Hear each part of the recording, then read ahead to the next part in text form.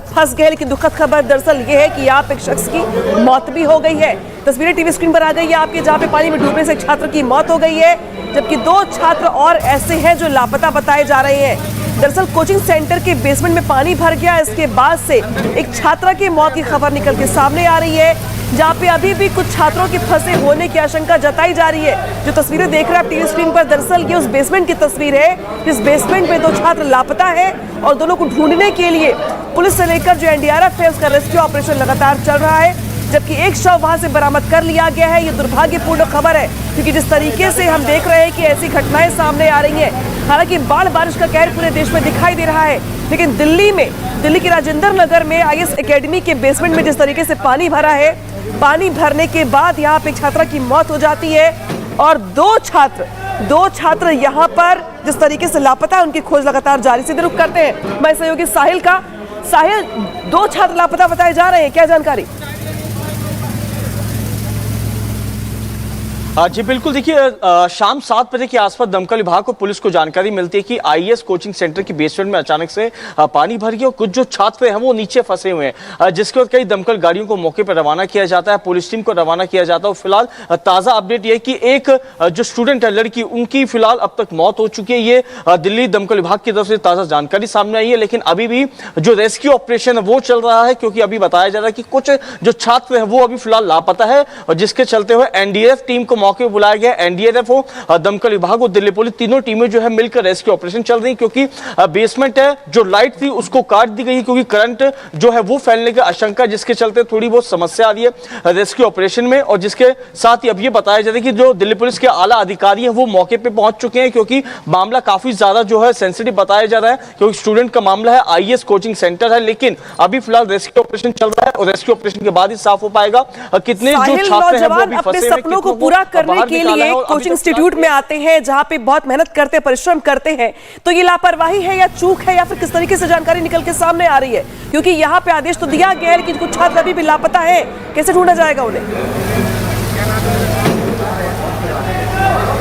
जी बिल्कुल, अलग अलग राज्यों से जो छात्र हैं वो यहाँ पर पढ़ाई करने के लिए आते हैं, यूपीएससी की स्टडी करने के लिए आते हैं। लेकिन ऐसे कोचिंग सेंटर जब वो अपनी स्टडी करने के लिए जाते हैं, अपने भविष्य बनाने के लिए जाते हैं, लेकिन ऐसे इंसिडेंट होते हैं, तो कहीं ना कहीं कोचिंग सेंटर के जो ओनर है उन पे कहीं ना कहीं सवाल खड़े होने लाजमी है कि आखिरकार जब बच्चे यहाँ पे अपने पहुंचते हैं ट्यूशन कोचिंग के लिए, फीस देते हैं, लेकिन जब मेंटेनेंस की बात आती है, क्योंकि वाटर लॉगिंग एक राजधानी में एक बड़ी समस्या है और यही अभी जो मामला है वो दिख रहा है कि वाटर लॉगिंग हो सकती है, बेसमेंट में पानी की कोई निकासी नहीं हुई, जिसके चलते वहां पे जल जमा हुआ और जो छात्र बाहर निकलने की कोशिश कर रहे थे या बाहर अंदर पहुंच रहे थे वो कहने का इस पानी में फंस के, जिसके कारण एक लड़की की अब तक मौत हो चुकी है। लेकिन दिल्ली पुलिस जो है मामले की जांच कर रही है। दूसरी तरफ अभी प्रायोरिटी पे रख के रेस्क्यू ऑपरेशन चल रहा है। रेस्क्यू ऑपरेशन पुलिस का मानना है वो तत्काल प्रभाव से और ज्यादा तेज चलाया जाएगा, क्योंकि एनडीआरएफ की एक बटालियन को यहाँ पे बुलाया गया है और एनडीआरएफ जो अपने इक्विपमेंट्स के जरिए जो है वो रेस्क्यू ऑपरेशन कर रही है। एंड ये पॉसिबिलिटी है कि इसमें कुछ लोग ट्रैप हो रखे हों। एज यू आर अवेयर कि इवनिंग में हेवी रेन्स हुए थे यहाँ पे और उसके कारण रोड पे भी वाटर लॉगिंग था काफ़ी और एडजॉइनिंग कुछ बिल्डिंग्स में भी वाटर लॉगिंग था। We are investigating the matter कि exactly how that entire basement got flooded, but it appears that the basement got flooded very fast due to which some people got trapped inside that basement. इसको immediately हमने सारे जो search and rescue operation शुरू करने थे वो कार्रवाई शुरू कर दिया। दिल्ली फायर सर्विस और एनडीआरएफ के सर्च एंड रेस्क्यू टीम्स यहाँ पे मौजूद हैं और यहाँ पे अभी सर्च ऑपरेशन और रेस्क्यू ऑपरेशन जारी है। जो एनडीआरएफ और फायर के टीम्स हैं उनको काफ़ी दिक्कतों का सामना करना पड़ रहा है, जिसके कारण कि सर्च ऑपरेशन में थोड़ा टाइम लग रहा है। Being totally dark, being a deep completely flooded basement and also because there is a lot of furniture and other things in that basement, जिसके कारण वो पानी में तैरने लगता है, तो you can imagine कि the rescue operation become difficult. But they are very trained teams, which are doing their trained teams which are doing their very best. वो अपना अच्छा प्रयास कर रहे हैं।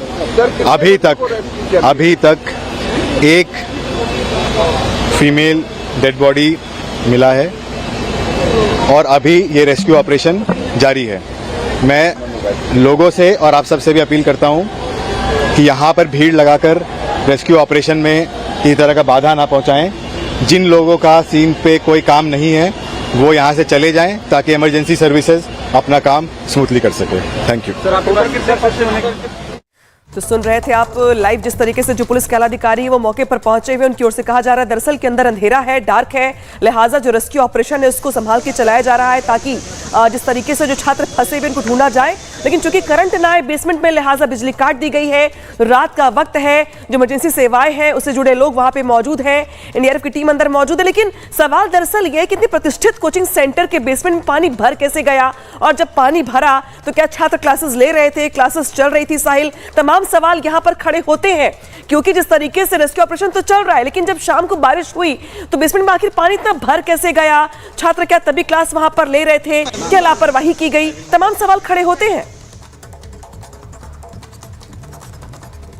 जी निश्चित तौर पे तमाम जो सवाल खड़े होने कोचिंग सेंटर के ओनर पे लाजमी है कि आखिरकार जिस समय बारिश हो रही थी उस समय कितने स्टूडेंट जो थे वो बेसमेंट की कोचिंग सेंटर में पढ़ रहे थे और कितने स्टूडेंट बाहर आ रहे थे। तमाम सवालों के घेरे में जरूर रहेंगे, लेकिन अभी फिलहाल दिल्ली पुलिस का यही मानना है कि पुलिस जो है मामले की जांच कर रही है, तमाम पहलुओं को समझने की कोशिश करेगी। कितने बजे का इंसिडेंट है, पानी की वाटर लॉगिंग जैसी समस्या क्यों आन पड़ी, क्या जो IAS कोचिंग सेंटर के जो मालिक है उनकी लापरवाही की वजह से ये पूरा इंसिडेंट देखने को मिला, ये जांच का विषय है। लेकिन अभी फिलहाल इतना जरूर बताया जा रहा है कि रेस्क्यू ऑपरेशन चल रहा है। रेस्क्यू ऑपरेशन के बाद दिल्ली पुलिस जो है कहने की जिसकी भी लापरवाही सामने आएगी तो उस मामले में पुलिस जो है जल्द मुकदमा भी दर्ज कर सकती है। लेकिन डीसीपी जॉइंट सीपी रैंक के अधिकारियों को यही मानना है कि जितने बच्चे अंदर फंसे हुए हैं उनको जल्दी से जल्दी रेस्क्यू कराया जा सके, उनकी तबियत खराब है तो उनको हॉस्पिटल में शिफ्ट किया जा सके, वो प्रायोरिटी को लेकर ही दमकल विभाग और एनडीआरएफ की टीम जो है इस समय रेस्क्यू ऑपरेशन में जुटी हुई है। क्योंकि बेसमेंट में जो है लाइट पूरी तरह गुल है जिसके कारण रेस्क्यू ऑपरेशन करने में काफी ज्यादा मुश्किलें आन पड़ रही है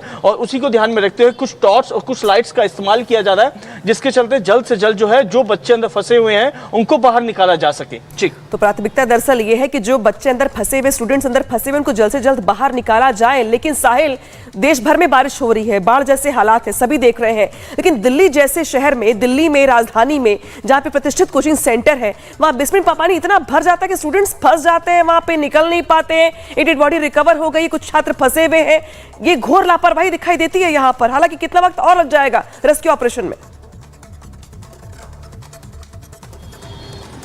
निश्चित तौर पर लापरवाही साफ तौर पे कहीं ना कहीं कोचिंग सेंटर के मालिक की नजर आ रही, क्योंकि वाटर लॉगिंग जो है राजधानी में एक बड़ी समस्या बनी हुई है। जब मालिक को यह जानकारी कि सावन का महीना चल रहा है, बारिश जो मूसलाधार हो रही है, लेकिन पानी जब भरने लगा था साफ तौर पे कहीं ना कहीं उनको जो कोचिंग सेंटर उसको कुछ दिनों के लिए बंद कर देना चाहिए था जिससे पानी की निकासी हो सके, जो वाटर लॉगिंग जैसी समस्या उसको ठीक करवाया जा सके। लेकिन जो टीचर्स अंदर मौजूद थे, जो स्टूडेंट अंदर मौजूद थे, वो अंदर क्लासेस ले रहे थे और इसी दौरान राजधानी में शाम के समय तेज बारिश होती है। तेज बारिश जो पानी है वो बेसमेंट में जाता है, बेसमेंट में निकासी नहीं थी जिसके चलते पानी काफी ज्यादा भर जाता है और जो बच्चे हैं वो कहीं ना कहीं इस पानी के घेरे में फंस जाते हैं और उसके बाद पुलिस को, दमकल विभाग को इस पूरे मामले की जानकारी दी जाती है। लेकिन इस पूरे मामले में कौन जिम्मेदार है, कौन नहीं है, उस मामले में पुलिस जो है जांच कर रही है और जांच के बाद ही तमाम जो तथ्य वो खुलकर साफ हो पाएंगे। जी, तो जो जिम्मेदार है उन पर कार्रवाई की जाएगी। फिलहाल एक छात्रा की जो डेड बॉडी है रिकवर कर ली गई है, 2 छात्र अभी भी लापता हैं। अंदर रेस्क्यू ऑपरेशन लगातार चलाया जा रहा है। पुलिस की ओर से बार बार ये अपील की जा रही है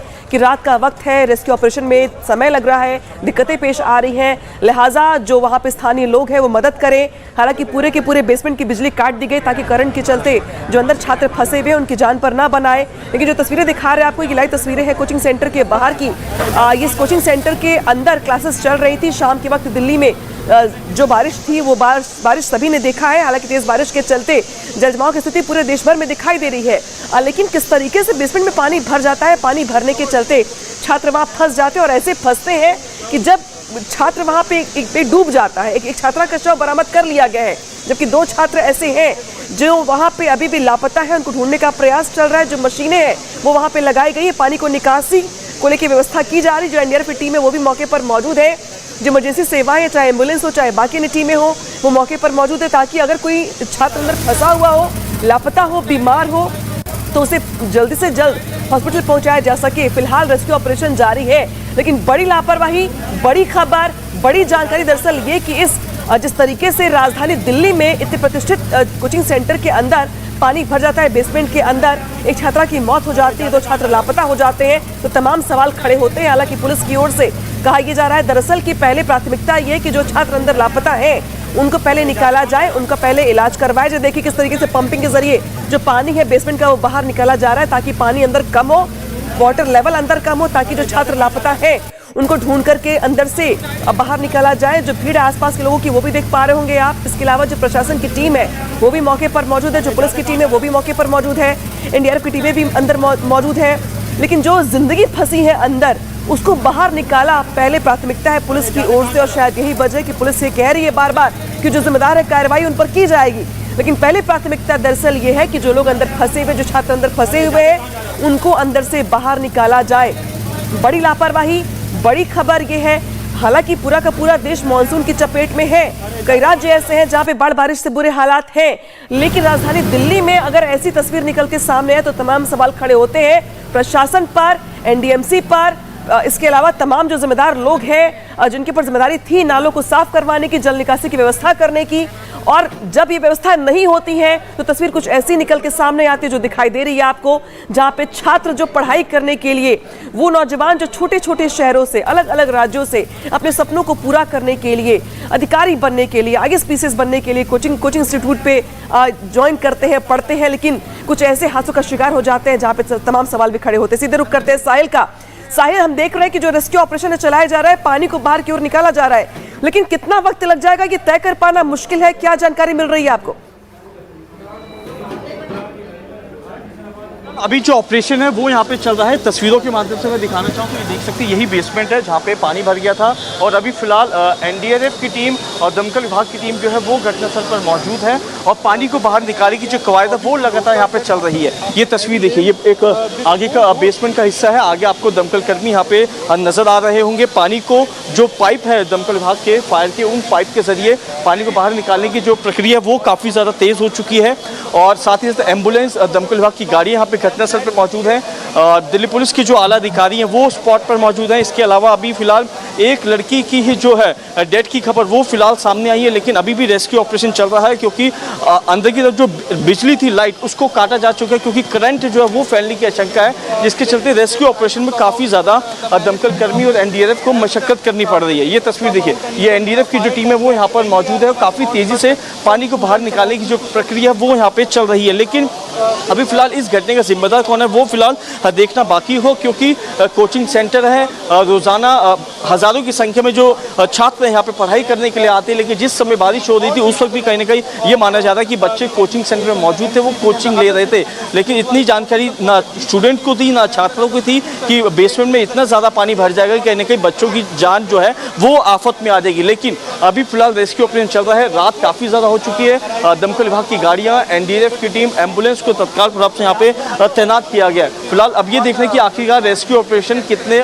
घंटों तक और चलता है, क्योंकि लाइट नहीं है तो काफ़ी ज़्यादा एनडीआरएफ को, दमकल विभाग को रेस्क्यू ऑपरेशन में मुश्किलें आ रही हैं। जी साहिल, जहाँ पे खड़े हैं आप वहां पर भी मुझे पानी पानी दिखाई दे रहा है, यानी कि जो बारिश हुई है शाम में उस बारिश के चलते पूरे इलाके में पानी पानी दिखाई दे रहा है। लेकिन क्या जिम्मेदार लोगों को इस बात का अंदाजा नहीं हुआ कि जो स्टूडेंट्स पढ़ने के लिए आए उन्हें एहतियात के तौर पे बाहर निकाल दिया जाए, घर भेज दिया जाए, क्लासेस न ली जाए, क्योंकि अगर क्लासेस न ली गई होती तो शायद ये हालात पैदा नहीं होते। फिलहाल यहाँ पे जो टीमें हैं अंदर से कोशिश तो कर रही हैं रेस्क्यू ऑपरेशन को चलाने को, लेकिन लाइट नहीं है, बिजली नहीं है, बिजली काट दी गई है सिफर साइड, लिहाजा अंधेरा बहुत ज्यादा दिखाई दे रहा है।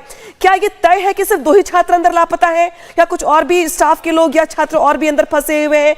इसके अलावा क्या कोचिंग इंस्टीट्यूट से कोई जिम्मेदार व्यक्ति, शख्स दिखाई दे रहा है आपको बात करने के लिए जो जवाब दे सके? क्या ऐसा कैसे हो गया?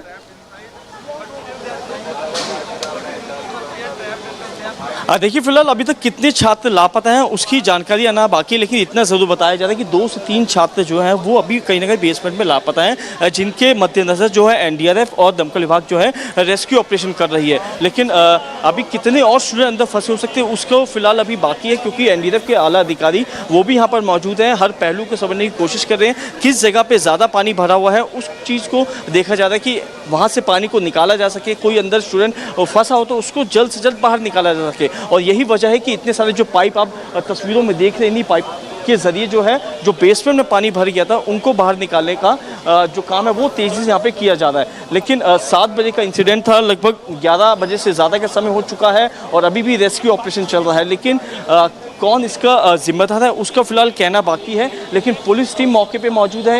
इस नेताजी बोल रहा है, नेताजी बोल रहा है। यार आप गाली भी पकड़ो, क्या कर रहे हो यार? बेसमेंट के अंदर पानी जमा हुआ है, एक लोगों की भी रिकवर हुई है, महिला है, वो कैसे देखती हैं? देखिए, जैसे इस घटनाक्रम का पता लगा, दुर्गेश पाठक जी यहाँ के विधायक और मैं उसी समय यहाँ पहुँच गए मौके पर, और पता लगा है सभी सूत्रों से कि एक ड्रेन या कोई सीवर एकदम से फ्लैश फ्लड की तरह फट गया और वो बेसमेंट में पानी भर गया। अभी एनडीआरएफ की टीम लगी हुई है और अभी पूरी जांच चल रही है, पूरा रेस्क्यू ऑपरेशन चल रहा है, पुलिस के अधिकारी भी यहाँ पर हैं और अभी कुछ ही समय में हर चीज की क्लैरिटी हो जाएगी। और एक बात और मैं आपको कहना चाहती हूँ, किसी भी विभाग का, स्पेशली जो एमसीडी का, अगर कोई अधिकारी जिम्मेदार होगा तो उस पर पूरी तरह से एक्शन लिया जाएगा। हमसे बात करो सर, हम बताते हैं कैसे एक्शन लिया जाता है। आपकी अपोजिशन में है बीजेपी, वो एमसीडी को एक जिम्मेदार ठहरा रही है, इसके लिए कैसे देखते हैं? देखिए, इस दुखद घटना में जो आरोप प्रत्यारोप का समय नहीं है, बहुत ही दुखद घटना है और मुझे लगता है राजनीति से ऊपर उठकर हम सबको मिलकर ऐसे घटना के लिए हम उन सब अधिकारियों पे या जो भी इसका जिम्मेदार है उस पर एक्शन लेना चाहिए। तो सुन रहे थे आप शैली ओबरॉय को, जो कि कह रही थी कि दरअसल जो इस पूरे मामले में जिम्मेदार होगा उस पर कार्रवाई की जाएगी। लेकिन इस बीच बड़ी खबर यह कि जो स्थानीय विधायक है दुर्गेश पाठक, वो भी मौके पर पहुंचे हुए हैं। शैली ओबरॉय को भी देखा आपने, जो कह रही है कि दरअसल एक पाइप अंदर फट गया जिसके चलते वाटर ओवरफ्लो हो गया, जिसके चलते पानी भर गया पूरे के पूरे बेसमेंट पे और ये हादसा हो गया। हालांकि जिम्मेदार कौन है, जिम्मेदारी किसकी तय की जाएगी, छात्रा की मौत का जिम्मेदार कौन है, ये सवाल बना हुआ है। सबकी ओर से कार्रवाई की बात कही जा रही है, पुलिस की ओर से एफआईआर दर्ज करके कार्रवाई की बात कही जा रही है, शैली ओबरॉय की ओर से कार्रवाई की बात की जा रही है, लेकिन जिम्मेदार कौन है? इंस्टीट्यूट से कोई भी शख्स अभी तक निकल के सामने नहीं आया, जिम्मेदार शख्स निकल के सामने नहीं आया है। बेसमेंट में जब बारिश हो रही थी तो आखिर क्लासेस चल क्यों रही थी, इस सवाल का जवाब किसी के पास नहीं है। जब वाटर ओवरफ्लो हो गया बेसमेंट के अंदर तो आखिर छात्रों को बाहर क्यों नहीं निकाला गया, इसका भी जवाब किसी के पास नहीं है। 4 घंटे बीत चुके हैं 7 बजे के बाद से, 4 घंटे में छात्रा की मौत हो जाती है, 2 लोग लापता हैं, लेकिन फिलहाल अभी भी रेस्क्यू ऑपरेशन चल रहा है। लेकिन बार बार इस सरकार की ओर से यह कहा जा रहा है, दिल्ली सरकार की ओर से यह कहा जा रहा है कि जो कार्रवाई की जाएगी अधिकारियों पर, जो जिम्मेदार लोग हैं उन पर। फिलहाल जो आप सुन रहे थे मेयर शैली ओबरॉय को जो पहुंची थी मौके पर, इसके अलावा आप देख रहे हैं तस्वीरों में कि किस तरीके से जो टीम एनडीआरएफ की वो भी यहाँ पे रेस्क्यू ऑपरेशन चला रही है। बेसमेंट में कई छात्र फंसे हुए हैं, पाइप लगा करके जो पंप के जरिए कई पाइपों का इस्तेमाल करके अंदर से जो पानी भरा हुआ है उसको बाहर निकाला जा रहा है, लेकिन अभी भी इलाके में पानी भरा हुआ है। देर शाम हुई बारिश के चलते ये बड़ा हादसा सामने आया है निकल करके, लेकिन लापरवाही भी यहाँ पे दिखाई दे रही है। जहाँ पे कोचिंग इंस्टीट्यूट के बेसमेंट में इतना पानी भर जाता है कि छात्रा की मौत हो जाती है, दो छात्र फंस जाते हैं वहाँ पे, उनका रेस्क्यू करना पड़ता है और अभी भी छात्र किस हालत में है ये तय कर पाना मुश्किल है। लिहाजा जो टीम देख रहा है इमरजेंसी सेवाओं की वो भी वहाँ पर मौके पर मौजूद है। फिलहाल जो एमसीडी के अधिकारी हैं उनकी ओर से सुन रहे थे आप किस तरीके से शैली ओबरॉय कह रही है कि जो मेयर है वो ये कह रही है कि जिम्मेदार लोगों पर कार्रवाई की जाएगी, लेकिन जिम्मेदार कौन है ये तय कर पाना मुश्किल है। आपको याद होगा किस तरीके से पिछले ही दिनों एक आईएएस की तैयारी करने वाले स्टूडेंट की करंट से मौत हो गई थी। आखिर कब तक नौजवान सिस्टम की लापरवाही के भेंट चढ़ते रहेंगे, और वो नौजवान जो देश के छोटे छोटे शहरों से, अलग अलग राज्यों से बड़े सपने लेकर के दिल्ली शहर में आते, राजधानी में आते और यहाँ पे आके हादसों का शिकार हो जाते हैं। जिम्मेदारी किसकी तय होगी, जिम्मेदार कौन होगा, कार्रवाई कब होगी, कैसे होगी, ये सारी बातें एक तरफ, लेकिन जो आज तस्वीर दिखाई दे रही कई सवाल खड़े करती दिल्ली सरकार पर भी और एमसीडी पर भी, क्योंकि बारिश कोई नई नहीं है, बारिश हर साल होती है, हर साल मानसून दिखता है, हर साल मानसून के चलते बारिश बहुत तेज होती है, लेकिन निकासी की जो समस्या होती है, जो निकासी की व्यवस्था होनी चाहिए थी, क्या वो यहाँ पर हुई थी? पाइप फटा कैसे? क्या पाइप की फटने को लेकर भी लापरवाही की गई थी? क्या एक्स्ट्रा बर्डन था? इसके अलावा क्या उस पूरे इलाके में जिस तरीके से बारिश हो रही थी निकासी को लेकर व्यवस्था नहीं की गई थी?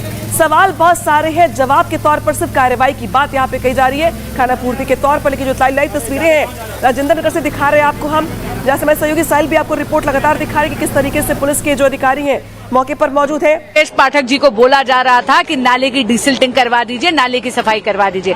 आपके पीछे आप ही देख लीजिए, अभी भी 2.5 फुट पानी सड़क पर है। यही पूरा का पूरा पानी जाकर बेसमेंट में फिल हो गया है। आप जानते हैं डाइवर्स की जरूरत पड़ी है, तो आप खुद समझ सकते हैं कि कितनी गंभीर हालत है वहाँ पर। कह रहे पूरा का पूरा फर्नीचर तैर रहा है, ऊपर तक बेसमेंट जलमग्न है और बच्चों की डेथ हुई है इलेक्ट्रोक्यूशन के कारण। इस मृत्यु के पूरी तरह जिम्मेदार माननीय मुख्यमंत्री अरविंद केजरीवाल जी और माननीय विधायक दुर्गेश पाठक जी हैं। मैम, विधायक और मेयर दोनों कह रहे हैं कि ये आपदा के समय में ऐसे बीजेपी को कटाक्ष नहीं करना चाहिए, हमारे साथ। हम कटाक्ष नहीं कर रहे, सत्ता पक्ष की जवाबदेही बनती है। एक दशक से, पिछले 10 सालों से यहाँ पर सत्ता भोग रहे हैं, लेकिन दिल्ली की जनता के लिए कुछ नहीं कर रहे। स्थानीय लोग बार बार एक सप्ताह से बोल रहे हैं कि नाले की सफाई करवा दीजिए। नाले की सफाई अगर माननीय विधायक दुर्गेश पाठक जी और माननीय मुख्यमंत्री अरविंद केजरीवाल जी की सरकार ने कराई होती तो आज ये बेसमेंट जलमग्न नहीं होता और बच्चों की जान नहीं जाती। और ये पहला वाकया नहीं है, आप जानते हैं पिछले दिनों ही इसी तरह वाटर लॉगिंग और इलेक्ट्रोक्यूशन के कारण पटेल नगर में एक एस्पिरेंट की डेथ हुई है। उससे पहले 2 बच्चे जो दूध लेने जा रहे थे वो भी जलमग्न होकर इलेक्ट्रोक्यूशन के कारण उनकी डेथ हुई है। कब तक दिल्ली वासी अपने प्राण इस तरह खोते रहेंगे इनकी लापरवाही के कारण? अभी तक मैम एक बॉडी रिकवर हुआ है और भी कुछ बॉडी हो सकते हैं इसके अंदर। ईश्वर ना करे, लेकिन जो परिस्थिति है उससे लगता है कि शायद कुछ और शव मिल सकते हैं। ऐसा हो सकता है कि और बच्चों ने भी अपनी जान गंवाई है। मेरी संवेदनाएं उन परिवारों के साथ जो इन बच्चों को यहाँ उन्होंने भेजा था उनका उज्जवल भविष्य के लिए, ताकि वो पढ़ाई करें, IAS का एग्जाम पास करें, अफसर बने। लेकिन अरविंद केजरीवाल जी की निकम्मी सरकार की लापरवाही और निष्कर्मता के कारण आज उनको अपने प्राण खोने पड़े हैं। तो सुन रहे थे अपने दिल्ली की सांसद बासुरी स्वराज को, जो कि आरोप लगा रही थी कि दरअसल जो है नालों की सफाई नहीं करवाई गई। सीधे सीधे तौर पर इस पूरी घटना के लिए दिल्ली की सरकार और दिल्ली के मुख्यमंत्री जिम्मेदार है। साफ तौर पर सांसद की ओर से आरोप लगाए गए हैं आप सरकार पर, और यह कहा गया कि समय रहते अगर नालों की सफाई करवाई गई होती तो ये हालात पैदा नहीं होते। उनकी ओर से बीती कुछ घटनाएं भी याद दिलवाई गई। और ये देखिए, इस बीच बड़ी खबर आ रही है जहां पर एक और छात्र का शव बरामद किया गया है। एक और छात्र का शव यहां पर बरामद कर लिया गया है, तो 2 शव अब तक अंदर से निकाले गए हैं। ये बड़ी खबर राजेंद्र नगर के उस कोचिंग इंस्टीट्यूट से जहां पर शाम को बारिश के बाद बेसमेंट में कुछ छात्र फंस गए। पहले छात्र का शव बरामद किया गया और अब बड़ी खबर ये कि एक और छात्र का शव बरामद किया गया। कुल अब तक 2 छात्र ऐसे हैं जिनके शव बरामद किए जा चुके हैं और अब बाकी जो लापता है उनको लेकर लगातार रेस्क्यू ऑपरेशन चलाया जा रहा है। ये बड़ी खबर, ये बड़ी जानकारी और दुखद खबर इसलिए क्योंकि ये वो छात्र हैं जो अफसर बनने का सपना लेकर के दिल्ली राजधानी में आए थे, कोचिंग इंस्टीट्यूट में पढ़ रहे थे और शाम 7 बजे भी क्लासेस चल रही थी जिस वक्त ये हादसा हुआ। पाइप फट गया, ओवरफ्लो होने की वजह से पानी भर गया बेसमेंट में, जिसके बाद से 2 छात्रों ने अपनी जान गंवा दी है। आरोप प्रत्यारोप का दौर लगातार चल रहा है, लेकिन सवाल इसी के साथ है कि आखिर जिम्मेदार कौन? आखिर कब तक ऐसे ही नौजवान अपनी जान गंवाते रहेंगे? पिछले दिनों याद होगा आपको किस तरीके से एक छात्र जो कि तैयारी कर रहा था IAS बनने की, उसकी मौत हो जाती है करंट लगने से। और अभी दूसरा बड़ा हादसा जहां पे कोचिंग इंस्टीट्यूट में ही पानी भर जाता है और इसके चलते 2 छात्र अपनी जान गंवा देते हैं। और अभी भी जो शख्स फंसा है, जो छात्र फंसा है अंदर, उसके लिए रेस्क्यू ऑपरेशन चलाया जा रहा है, लेकिन पूरे के पूरे बेसमेंट में बिजली काट दी गई है। अंधेरे में रेस्क्यू ऑपरेशन चलाया जा रहा है। इस बीच दुखद खबर यह भी कि बेसमेंट से एक और छात्र का शव बरामद कर लिया गया है। इसके पहले सुन रहे थे आप सरकार के तमाम नेताओं को, जिनकी ओर से यह आश्वासन और ये कार्रवाई को लेकर बड़ी बड़ी बातें, लेकिन इस बीच बड़ी खबर ये साहिल, किसका सीधे रुख कर लेते हैं। साहिल, दूसरे छात्र का भी शव बरामद कर लिया गया। दुखद खबर, आगे क्या जानकारी? अंदर कितने हैं? अभी कितने अंदर?